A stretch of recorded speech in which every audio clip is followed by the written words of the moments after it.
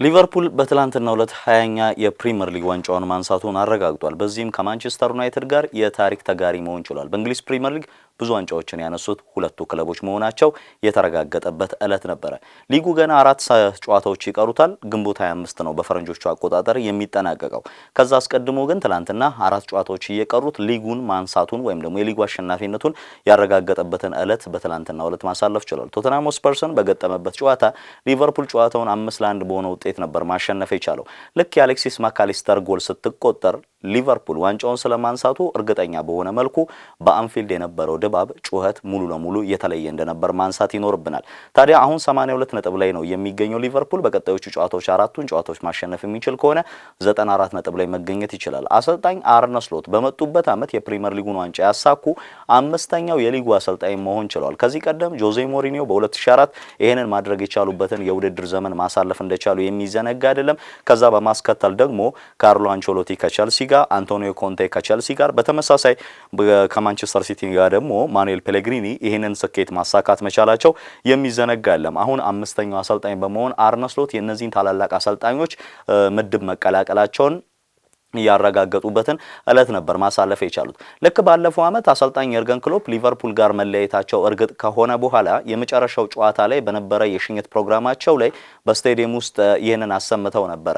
ለኔ እንደዘመራችሁት አርነ ስሎትን መዘመር አለባችሁ በሚል አርነ ስሎትን ስማቸውን ጠርተው ደጋፊውን ሲያዘምሩ እንደነበር እናስታውሳለን። ትላንትናም ይሄንን ክሬዲት ለየርገን ክሎፕ መስጠት አለብን በሚል የየርገን ክሎፕን ስም ጠርተው አሰልጣኝ አርነ ስሎት ለደጋፊዎችን ሲያዘምሩ ነበር። የርገን ክሎፕ ላላላላ የሚለውን መዝሙራቸውን ሲያስደምጡ እንደነበር ስንመለከት ነበር። በስቴዲየም ውስጥ የነበረው ድባብ የተለየ ነው። ለሊቨርፑል ደጋፊዎች የተለየ ትርጉም ያለው ስኬት እንደሆነ ማንሳት ይኖርብናል። በተለይም ደግሞ ሊቨርፑላውያኑ በዛ ከ1980ዎቹ እስከ 1990ዎቹ መግቢያ ድረስ ከነበራቸው የስኬት ዘመን በኋላ በተለይ መጀመሪያ ላይ በቢሊ ሻንክሊ እየተመሩ ከቢሊ ሻንክሊ ዘመን ማብቃት በኋላ ደግሞ በቦብ ፔስሊ እየተመሩ ያሳኳቸው ስኬቶች ቀላል የሚባሉ አይደሉም። በተለይ በአሰልጣኝ ቦብ ፔስሊ ስር በ9 ዓመታት ውስጥ 6 የፕሪሚየር ሊግ ዋንጫዎችን ማሳካት የቻሉበት 3 የሚደርሱ የአውሮፓ ሻምፒየንስ ሊጎችን በአጠቃላይ በነዛ 9 ዓመታት ውስጥ 19 የሚደርሱ ዋንጫዎችን ሊቨርፑል የሰበሰበበት ጊዜ ነበረ።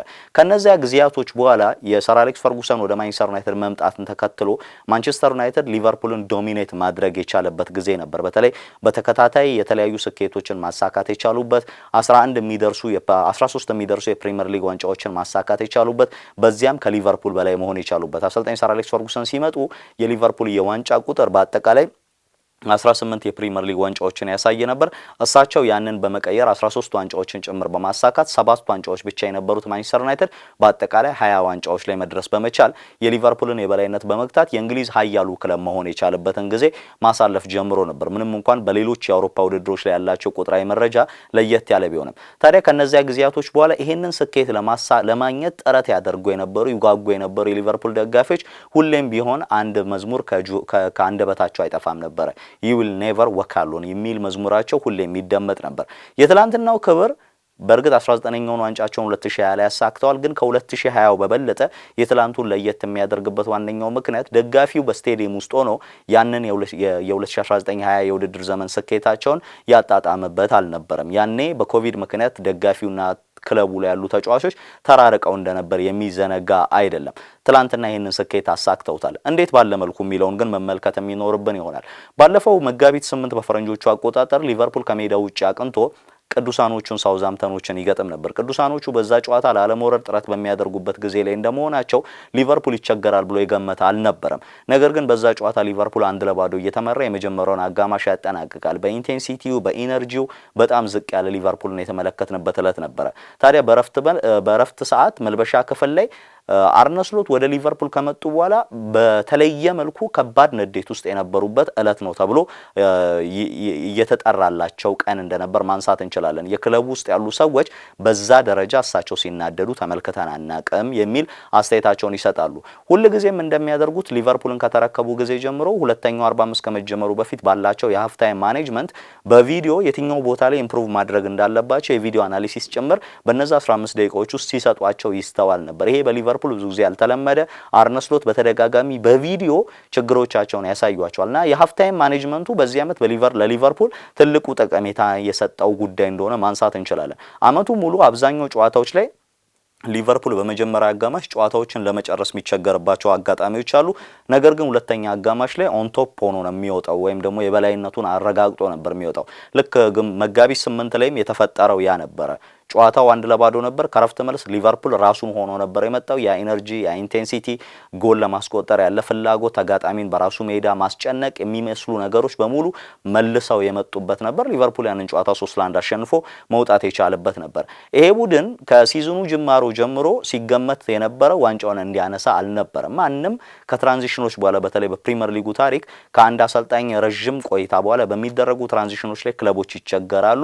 ነገር ግን የርገን ክሎፕ ይጠለውት የሄዱት መሰረት ቀላል የሚባል አይደለም ለአሰልጣኝ አርነ ስሎት ጥቅም ከመስጠት ረገድ ማለት ነው። ምክንያቱም አብዛኞቹ ለምሳሌ ሰር አሌክስ ፈርጉሰን ማንቸስተር ዩናይትድን ለቀው በወጡበት ጊዜ ለትራንዚሽኑ ከባድ ያደረገው አንደኛው ትተውት የሄዱት ቡድን ነው።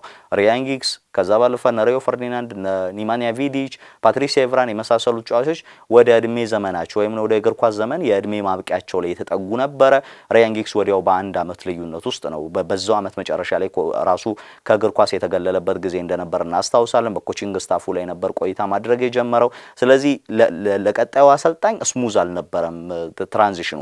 በተመሳሳይ በአርሰናልም አርሰን ቬንገር የተዉት ቡድን በአንጻራዊነት ሰር አሌክስ ፈርጉሰን ተተውት ከሄዱት ቡድን የተሻለ ቢሆንም ትራንዚሽኑን ግን ለኡናይ ኤምሬ ስሙዝ እንዳላደረገላቸው ማስታወስ እንችላለን። ከዛ በኋላ ለአርቴታም ነገሮች ቀላል አልነበሩም። 6 አመት ፈጅቶበታል አርሰናል እዚህ ደረጃ ላይ ለመገኘት በፕሮሰስ ውስጥ ማለት ነው። ለአርነ ስሎት ግን ነገሮችን ቀላል ያደረገው አንደኛው የርገን ክሎፕ ተተውላቸው የሄደው ቡድን ነው። ምክንያቱም ከፌዴሪኮ ኬዛ የ13 ሚሊዮን ዩሮ ዝውውር ውጪ አርነ ስሎት ያደረጉት ምንም አይነት ዝውውር የለም። ግን አልሞከሩም ማለት አይደለም። ለምሳሌ ዙቢሜንዲን ለማስፈረም ጥረት አድርገዋል። የ6 ቁጥር ቦታ ችግር እንደነበረባቸው በየርገን ክሎፕ ሲዝን ላይ የሚታይ ነበር። የርገን ክሎፕ ኢንዞ ፈርናንዴዝን ከዛ ባለፈ ሶፊያን አምራባትን ካይሴዶን ጭምር ለማስፈረም ሞክረው እንደውም የካይሴዶን ዝውውር ጨረሱ ተብሎ ኋላ ላይ ቸልሲ የተሻለ ገንዘብ ከፍሎ ዝውውሩን ማጠናቀቁ የሚዘነጋልም ያቺ ሚሲንግ ፐዝል እንኳን ማስተካከል አልቻሉም ነበር። ስለዚህ አርነ ስሎት ምንድነው ያደረጉት? ራያን ግራቨንበርግ በየርገን ክሎፕ ስር ጥሩ ጊዜ አላሳለፈም። ነገር ግን እሳቸው አመጡና በ6 ቁጥር ቦታ ላይ የቡድኑ ልብ ምት እንዲሆን ያደረጉት። ማንም ራያን ግራቨንበርግ የሊቨርፑል ዋነኛ ሞተር ይሆናል ብሎ አልጠበቀም። ምናልባት ሳላ የውድድር አመቱን አንድ ግለሰብ ሊያሳልፍ የሚገባውን ድንቅ ሲዝን ነው እያሳለፈ የሚገኘው። 28 ጎሎች፣ 18 አሲስቶች ይሄ ሁሉንም እያደረገ ያለ ተጫዋችን ባህሪ የሚገልጽ ነው። በግብ ማስቆጠርም የግብ ዕድሎች ለቡድን አጋሮቹ በመፍጠር ረገድም የሳላ ሲዝን ምናልባትም በፕሪሚየር ሊጉ ከታዩ አንድ ግለሰብ ካሳለፋቸው ምርጥ ሲዝኖች መካከል አንዱ ሊሆን ይችላል። በአንድ አጋጣሚ ቴሪ ዳንኤል ኦንሪ 24 ጎሎችን አስቆጥሮ 20 አሲስቶችን ሰጥቶ የጨረሰበት የውድድር ዘመን ነበረው። እንዲህ አይነት ሲዝኖችን ይመስላል የሳላ የዘንድሮ ሲዝን። ዋንጫውን ሲሪየስሊ ለራሱ ነበር። ልክ ባለፈው አመት ዋንጫውን እንደማያነሱ ከተረጋገጠ በኋላ በቀጣይ አመት ሁሉንም ነገር ለዚህ ቡድን ደጋፊ ዋንጫው ይገባዋል፣ ዋንጫውን ወደ አንፊልድ ለመመለስ ሁሉንም ነገር እናደርጋለን ይል ነበር። ለዛም ነው የሱ ድንቅ ሲዝን እንዳለ ሆኖ ግን ስለ ሪያን ግራቨንበርግ በዛ ቦታ ላይ የስሎትን ችግር ወይም ደግሞ የሊቨርፑልን የ6 ቁጥር ሚና ክፍተት መድፈን ስለመቻሉ በትልቁ መወራት ያለበት። የአሌክሲስ ማካሊስተር የተገዛበት ዋጋ ምን ያህል ርካሽ እንደሆነ የምትረዱት ከሳምንት ሳምንት ተጫዋቹ በሜዳ ላይ በሚሰጠው የጨዋታ እንቅስቃሴ እንደሆነ ማንሳት የሚኖርብን ይሆናል። ጥቂት ግብ የሚቆጠርበት ከዛ ባለፈ ብዙ ግብ የሚያስቆጥር ሚዛናዊ የሆነ ቡድን እንደሆነ ማንሳት እንችላለን። ስለ አርነ ስሎትም አንዳንድ ነጥቦችን እናንሳ። አርነ ስሎት ወደ ክለቡ ሲመጡ ያ የትራንዚሽን ፔሪየድ ላይ እንደመምጣታቸው መጠን ሊቸገሩ እንደሚችል ብዙዎች ግምታቸውን አስቀምጠው ነበር። ከግምቶች በተቃራኒ ዋንጫውን አሳክተዋል።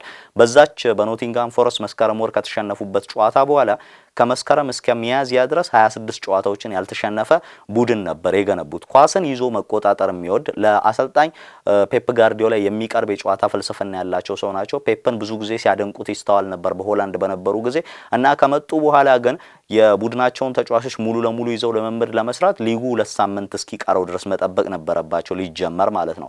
ስለዚህ ሙሉ ስብስባቸውን ከያዙ በኋላ የየርገን ክሎፕን ሙሉ ሀሳብ ከሸርፎ ከማውጣት ይልቅ ከተጫዋቾቹ ላይ ጥቂት ነገር ነው መጨመር የፈለጉት። ወደ ላይኛው ሜዳ ተጠግቶ መጫወት የሚፈልግ ኳሱን ቶሎ መቀባበል የሚወድ ኪሊት ዊዝ ፓስ እያሉ በተደጋጋሚ ልምምድ ያሰሩ ነበር በአሜሪካ በነበራቸው የክረምት ቱር ላይ ማለት ነው። ትልቆቹን ቡድኖች ገጥማ ያሸነፉባቸውንም ሳምንታት ነበር በአሜሪካ ያሳለፉት እና ቡድናቸው በተደጋጋሚ አጫጭር ፓሶችን በፍጥነት እንዲያደርግ ይፈልጋሉ።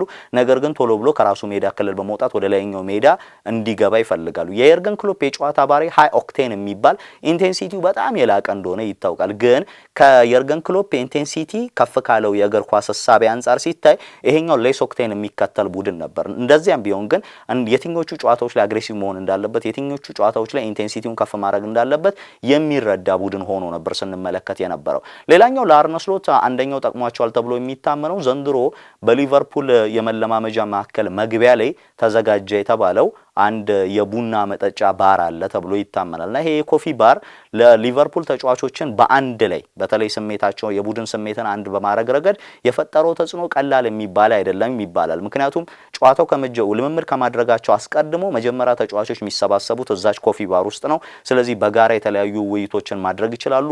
አብዛኛው የሊቨርፑል የዘንድሮ ሶሻል ሚዲያ ላይ የሚለቀቁ ቪዲዮዎችን ከተመለከታችሁ የምትመለከቱት በዛች ኮፊ ባር ውስጥ በሚደረግ ውይይት ነው። ዶሚኒክ ዞቦዝላይና ሞሳላ ከዛች ኮፊ ባር የሚጠፉ አይደሉም። በዛም ምክንያት የሊቨርፑል ሶሻል ሚዲያ በዩቲዩብ ቻናል፣ በፌስቡካቸው፣ በቲክቶክ ገጻቸው ላይ ብትገቡ በተደጋጋሚ ማይጠፉ ተጫዋቾች ሁለቱ ተጫዋቾች እንደሆኑ ይታወቃል። እነዚህን ተጫዋቾች በጋራ ስሜት ውስጥ ማቆየት ችለዋል። አሰልጣኞቹ በተመሳሳይ የራሳቸውን የፓዴል ጌም ያደርጋሉ። ዘንድሮን የተገጠመላቸው ጨዋታ ካለቀ በኋላ ወይ ልምምዶች ከጨረሱ በኋላ የጋራ ጨዋታቸውን ያደርጋሉ። ብዙ ጊዜ አሰልጣኝ አርነ ስሎት አሸናፊ የሚሆኑበት የፓዴል ጌም እንደሚኖራቸው ነው ብዙ ጊዜ ይነገር የነበረው። ከዛ ባለፈ ያቺ ኮፊ ባር ግን የተጫዋቾችን ስሜት አንድ በማድረግ ሊቨርፑል በአንድ ዓላማ አንድ ስኬትን ለማሳካት ጥረት እንዲያደርግ ትልቁን በር የከፈተች ነው ተብሎ ይታመናል። ፌንዌይ ግሩፕ የኢንቨስትመንት ግሩፕ የክለቡ ባለቤቶች ይሄንን ኮፊ ባር ለመገንባት ቀድሞም እቅድ ነበራቸው። የተሳካላቸው ግን ዘንድሮ ነበር። ይሄ አንደኛው ጥቅም ነው ከሜዳው ውጭ በነበራቸው የቡድን ስሜት መፍጠር ላይ ወይም ደግሞ እንደ ቡድን መተሳሰር ላይ የጠቀማቸው ትልቁ ጥቅም ነው ተብሎ ተገልጾላቸዋል። ይሄ እንዳለ ሆኖ ልክ የርገን ክሎፕን እንዳጡ ግን የፌንዌይ ግሩፕ ኢንቨስትመንት ካደረጋቸው ትልቅ ስራዎች መካከል አንደኛው የቀድሞ የክለቡ ስፖርቲንግ ዳይሬክተር የነበሩትን ማይክል ኤድዋርድን መቅጠሩ ትልቁ ለአርነ ስሎት ስራቸውን ሊያቀልላቸው የሚችለው ተግባር እንደሚሆን ይገመት ነበር። ማይክል ኤድዋርድ በአሰልጣኝ የርገን ክሎፕ ጊዜ ለቡድኑ የሰጡት ሚና ቀላል የሚባል እንዳልሆነ ይታወቃል። በተጫዋቾች መልመላ፣ ተጫዋቾችን ግዢ ቶሎ በመጨረስ ረገድ በጣም ድምጻቸውን አጥፍተው የሚሰሩ ድንቅ የሚባሉ ተደራዳሪ እንደሆኑ ይታወቃሉ። አሁንም ከመጡ በኋላ ዝውውሮችን በትልቅ ደረጃ እንኳን መፈጸም ባይችሉ ያንን ግሩፕ በአንድነት እንዲቀጥል የአሰልጣኙን ሀሳብ ከመረዳት ጋር በተያያዘ ከአሰልጣኝ ስታፉ ጋር በቀጣይ ማድረግ ስላለባቸው ሂደቶች በጋራ በመስራት ረገድ ያላቸው ሚና ቀላል የሚባል አይደለም። መረሳት የሌለበት አንደኛው ነገር አርነ ስሎት ልክ እንደመጡ ማድረግ የፈለጉት ዋነኛው ነገር የቡድኑ መሪ የሚባሉትን ተጫዋቾች በጋራ አንድ ላይ ማቆየት ነበረ። ቨርጅል ቫን ዳይክ፣ ሞሳላ፣ አንድሪው ሮበርትሰን እና ትሬንት አሌክሳንደር አርኖልድን የጋራ የቡድኑ መሪ አድርገዋቸው የቡድኑን ሚዛን በመጠበቅ በተለይ የቡድኑን ቱጌዘርነስ ከዛ ባለፈ በጋራ ምን ማድረግ አለብን በሚለው ላይ በቡድን ውስጥ የሚፈጠሩ ችግሮችን ከመቅረፍ ረገድ አንጻር ወደ ሚዲያ እንዳይወጣ ጭምር በማድረግ ያላቸው ሚና ላቅ ያለ እንደነበር ማንሳት ይቻላል። ሊቨርፑል በእነዚህና በተለያዩ ጉዳዮች ተጠቃሚ በመሆን እንግዲህ ትላንትና ዋንጫውን ማሳካት የቻለበትን ዕለት ማሳለፍ ችሏል። ዋንጫውን ክሪስታል ፓላስን በሚገጥሙበት የግንቦት 25ቱ ጨዋታ ላይ የሚያነሳ ነው የሚሆነው። አሁን ግን 4 ጨዋታ እየቀረው ሊቨርፑል በሊጉ ሻምፒዮን መሆኑን አረጋግጧል። ለቀጣይ ዓመት የቤት ስራቸውን ከወዲሁ ጀምረዋል። ሞሳላና ቨርጅል ቫን ዳይክ በክለቡ ይቆያሉ። ምንም እንኳን ትሬንት አሌክሳንደር አርኖልድን እንደሚያጡ የተረጋገጠ ቢመስልም ግን አሁን ሊቨርፑል 20ኛው የፕሪሚየር ሊጉን ዋንጫ አረጋግጧል። በቀጣይ ዓመት የሚኖሩት የቤት ስራዎች ይኖራሉ። ይሄንን የተለመደውን የበላይነቱን በሊቨርፑል ታሪክ ውስጥ ይዞ መቀጠል እንዴት ይቻላል በሚለው ላይ አርነ ስሎት ትልቅ ስራ እንደሚጠብቃቸው ይጠበቃል። አዳዲስ ግዢዎችም እንደሚኖሩ መገመት አያዳግትም። ምክንያቱም ባለፈው ዓመት 13 ሚሊዮን ዩሮ ነው ያወጡት። ስለዚህ ብዙ የሚባሉ ዝውውሮችን ብንሰማ አስገራሚ አይሆንም። ያለ ገንዘብ ያለፈ የውድድር ዘመን ስለነበረ ብዙ ገንዘብ ሳያወጣ የውድድር ዘመኑን በነበረው ተጫዋች ጥቂት ብቻ ታክቲካል ትዊኮችን በማድረግ ዋንጫዎችን ማሳካት ለክለቦች አስቸጋሪ ነው። አርነ ስሎት ይሄን አድርገውታል። ሊቨርፑላውያኑ ወደ ቀደመው የእንግሊዝ እግር ኳስ ንግስናቸው የተመለሱበትን ዕለት ማሳለፍ ችሏል። መከራከሪያዎች የሚያነሱ የማንቸስተር ዩናይትድ ደጋፊዎች አሉ። ለምሳሌ ከ1991-92 የውድድር ዘመን ጀምሮ ፕሪሚየር ሊግ የሚል ስያሜ ከያዘበት ጊዜ ጀምሮ ሊቨርፑል ይህንን ዋንጫ ሲያሳካ ለሁለተኛ ጊዜ ነው። 2019 ላይና እንዲሁም ደግሞ አሁን ላይ 2024-25 ላይ የተሳካው ውድድር። ከዛ ባለፈ ግን በፕሪሚየር ሊጉ ታሪክ አሁንም ከፍተኛውን ዋንጫ ማሳካት የቻልነው እኛ ማንቸስተር ዩናይትዶችና 13 ዋንጫዎች በማሳካት የሚል መከራከሪያዎች አሉ። ነገር ግን ፕሪሚየር ሊጉ በይፋዊ ገጽ ሲያስቀምጥ ሊቨርፑል 20ኛ የፕሪሚየር ሊግ ዋንጫውን አሳካ ብሎ ነው የሚያስቀምጠው። ስለዚህ ከፕሪሚየር ሊጉ ከዋናው አወዳዳሪ አካል ተቃርኖ ላይ መቆም ደግሞ የሚቻል አይመስልም። ለሁሉም ሊቨርፑል አስቀድሞ ወደ ሊጉ ንግስና የመመለስ ህልም ነበረው። ያንን ህልም በየርገን ክሎፕ የፕሮሰስ ዘመናት ላይ በትዕግስት ማለፍ ነበረበት። ሁሉንም ዋንጫ አሳክቷል። ከዛ አሁን ደግሞ ወደዛ የንግስና ዘመን ላይ መመለስ ችሏል። ለሊቨርፑላውያኑ ትላንትና ትልቅ የሚባል ቆንጆ የሚባለው ምሽት ነበረ። 4 ጨዋታዎች እየቀሩት 20ኛ የፕሪሚየር ሊግ ክብሩን ያረጋገጠበት ምሽት ነበር። ምን ተሰማችሁ? አስተያየታችሁን ልታስቀምጡልን ትችላላችሁ። መልካም ጊዜ